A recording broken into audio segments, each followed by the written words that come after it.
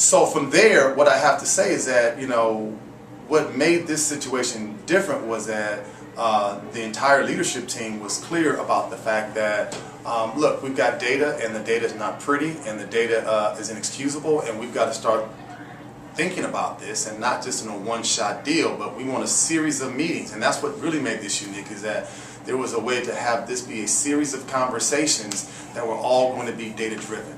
Now, again, I'm fortunate to spend a lot of time in schools, talking with staffs and talking with leadership teams, but rarely do I see principals saying, here's data from our school that is disaggregated by race and ethnicity, in particular to discipline, because we can talk about learning outcomes, we can talk about academic kinds of standards, but we can't get to that if discipline and management issues are as rampant as they are in some schools. So that's why I appreciated the fact that we were willing to have these conversations around discipline.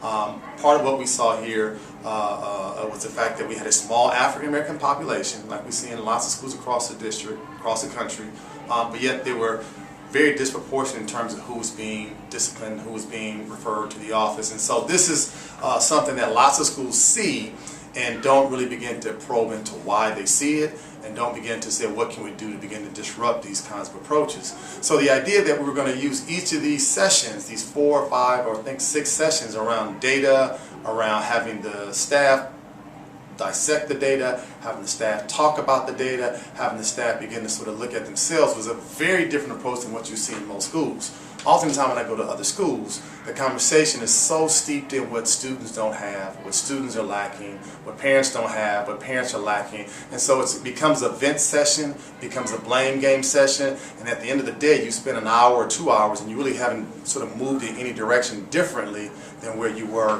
when you first started the conversation. This felt different from the outset because I think the staff was open, I think they had been prepped, I think that helped, the fact that you had a leadership team who was saying, look, staff, we've got a lot of challenges, but we can be better. And I don't think it was a situation where leadership blamed the staff for this wholeheartedly, but I think the way that it was presented seemed to be that, look, staff, we may be playing a role in why we're seeing what we're seeing. I think that just is much more palatable to staff as opposed to creating these opposites. Either it's all on the parents or it's all on the teachers. These are real complex and complicated issues, as we all know. And there's no one set solution because there's no one set cause to the problem.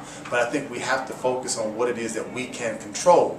And I think this work was important because we can't control what parents do.